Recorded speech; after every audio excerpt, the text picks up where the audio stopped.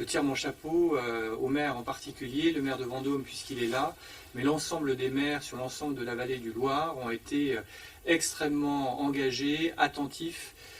On a été obligé, vous le savez, d'évacuer le centre hospitalier de Vendôme, l'EHPAD, les Tilleuls. À Naveil, on a également évacué le foyer Les Iris. C'est nécessaire à un moment donné, quand on sait que l'établissement est menacé, qu'il faut prendre ce type de décision. De même, jeudi soir, j'ai décidé de fermer l'ensemble des écoles, des lycées, des collèges, des lycées d'enseignement agricole, pour faire en sorte qu'aucun jeune, aucun élève ne soit mis en danger. Voilà, donc je voulais tirer mon chapeau à l'ensemble des services de l'État, des collectivités territoriales, la Croix-Rouge qui nous a également apporté son soutien. Et maintenant, on va se concentrer évidemment sur la décrue. Oui. On réouvrira peu à peu les routes. Vous savez qu'on a été obligé de fermer avec le conseil départemental qui a fait un travail formidable. On a été obligé de fermer un certain nombre d'axes pour la sécurité des usagers de la route. On les réouvrira au fur et à mesure que les conditions le permettront. De même, l'axe TER, la SNCF envisage de le réouvrir.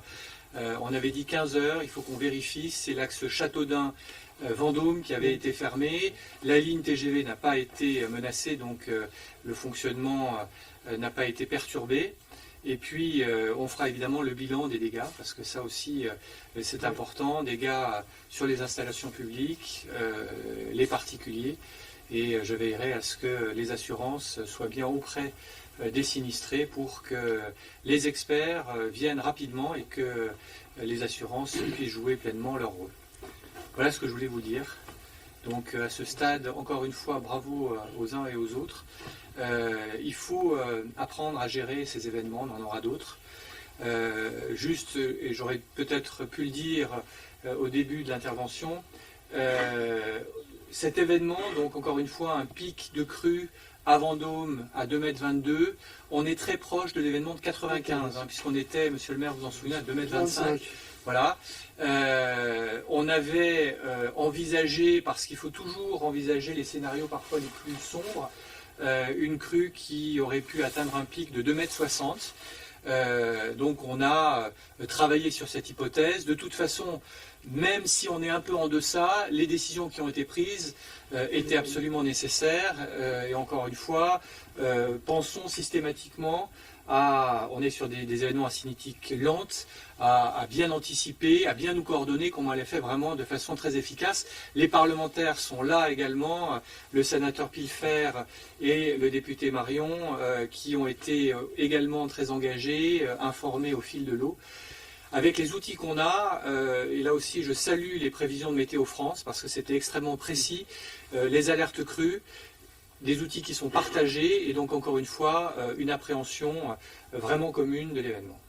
Monsieur le Préfet, est-ce qu'une décision est prise pour la reprise des cours lundi matin?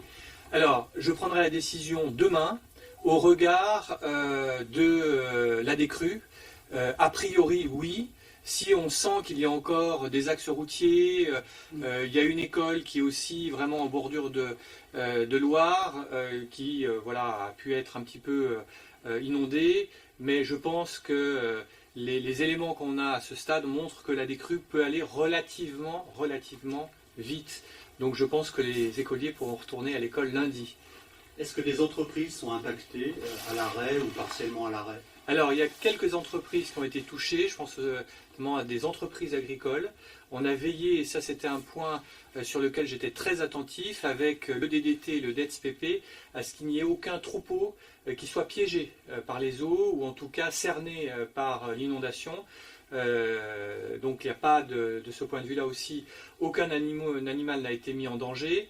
Il y a quelques exploitations effectivement qui ont été impactées. Donc là on regardera de façon très précise avec la DDT et la DETSPP, notamment on a un exploitant qui avait des volailles qui malheureusement les a perdues. Est-ce qu'on sait combien d'habitations ont été inondées? Alors le point précis on ne l'a pas, on avait potentiellement 3000 habitants qui pouvaient être impactés par la crue. potentiellement 90 habitations qui pouvaient être touchées par des inondations. Après, le bilan, il est très hétérogène, si vous voulez. Vous avez des maisons qui avaient quelques centimètres d'eau dans les pièces principales. Je ne parle pas des caves, je ne parle pas des sous-sols, et d'autres un peu plus. Donc on fera un point très précis avec les maires. On a suivi ça de très près avec eux, mais le bilan précis n'est pas encore réalisé. Est-ce que vous pouvez, s'il vous plaît, nous récapituler l'ensemble des moyens mis en place pour faire face à ces inondations? Alors, tous les services de l'État ont été mobilisés. Quand je dis tous les services de l'État, c'est les forces de sécurité intérieure, police, gendarmerie, le SDIS, qui a mis en œuvre à peu près une soixantaine d'interventions. Pas d'interventions très lourdes, des interventions assez classiques quand on a des inondations, c'était des arbres qui tombent, la mise en sécurité de certains habitants. Ils sont venus aussi prêter main forte aux habitants pour faire en sorte que les meubles ne soient pas abîmés, donc on surélève, comme on dit.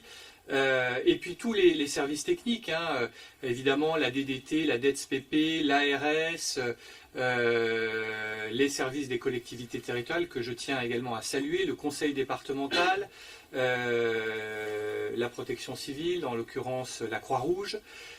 Donc tout le monde était mobilisé. Tout le monde était mobilisé en COD que j'ai mis en œuvre dès mercredi soir. Donc là, ça nous a permis de coordonner, de partager l'information, c'est extrêmement important, et puis de faire en sorte que les interventions soient bien scandées, bien orchestrées, pour qu'il n'y ait aucun habitant qui soit en danger. Et là, encore une fois, je tiens à saluer l'action des maires qui sont au plus près de leurs habitants. Là, on a identifié, j'ai presque envie de dire individuellement, les personnes qui pouvaient être exposées à l'inondation pour faire en sorte que les personnes âgées, les personnes dépendantes puissent être hébergées par des parents, par des amis, éventuellement dans des EHPAD.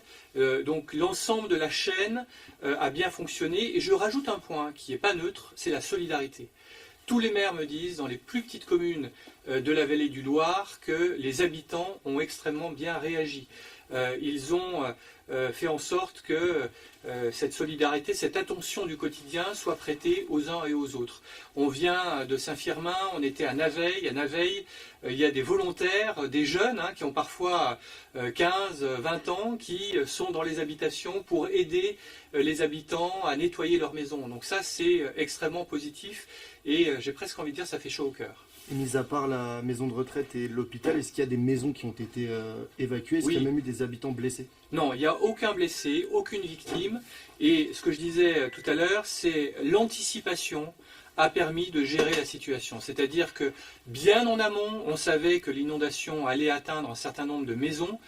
Donc les maires, avec l'aide de la sous-préfecture, je salue le sous-préfet qui a été très actif, ont contacté les personnes qui pouvaient être impactées et ces personnes ont été immédiatement relogées et systématiquement quasiment chez des amis, chez des parents. En revanche, évidemment, le centre hospitalier de Vendôme, lui, a été totalement évacué.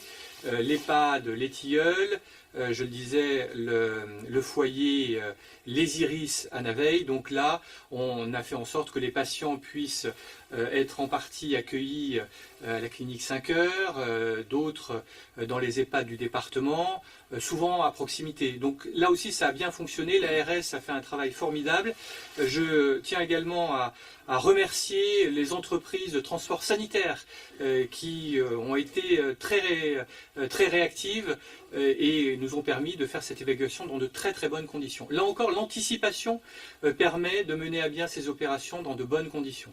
Et plus généralement sur le Loir-et-Cher, est-ce qu'on a une visibilité sur la levée de la vigilance orange pour l'instant? Alors pour l'instant, on est encore en vigilance orange. La décrue va intervenir, comme je vous le disais, en fin d'après-midi et je pense qu'on passera assez vite ensuite en vigilance jaune. Donc demain? Alors peut-être ce soir. Là, c'est en fonction de l'évolution de la situation, mais je pense qu'en fin d'après-midi, quand la décrue aura vraiment, ce sera vraiment mis en route, si je puis dire, on passera en vigilance jaune. Monsieur le préfet, pour les communes situées en aval de Vendôme, je pense à Montoire, est-ce que ça va continuer à monter dans la nuit? Non, ce qu'on constate, c'est qu'on est sur de la stabilité pour l'instant. Les eaux ne montent plus, il va y avoir un peu d'inertie, et ensuite, c'est le phénomène évidemment de circulation de l'eau, hein, c'est assez naturel. Fredval, je le disais, on est à 4 cm l'heure de baisse des niveaux, donc ça va se répercuter peu à peu à l'aval et on pourra le constater, je pense, à hauteur de Vendôme d'ici la fin d'après-midi. Donc c'est positif. Avant donc, combien de temps avant un retour à la normale, avant que les rues ne soient plus inondées? Alors, le retour à la normale, je pense dans votre esprit, c'est il n'y a plus d'eau nulle part, c'est ça? Oui. Il faut attendre un tout petit peu, quelques jours. Je pense qu'il faudra une bonne semaine, voire peut-être 15 jours pour que l'eau puisse s'écouler et puis puisse se purger, quoi. Mais en tout état de cause, les zones sensibles, je pense que là, avec aussi l'intervention des sapeurs-pompiers, des pompes, on pourra retrouver des contextes plus normaux. Voilà. Merci bien. Merci d'avoir été présent pour faire un retour de cet événement. Et encore une fois, merci aux uns et aux autres pour votre efficacité. Et puis là aussi, il y a l'expérience qui travaille, donc c'est bien. Alors, on était à un moment donné sur un retour d'expérience 1956. Bon, après, on n'a pas trop envisagé 1961, qui était vraiment l'événement le plus marquant. Hein. Mais là, c'est plutôt 1995. 95, qui est la cible.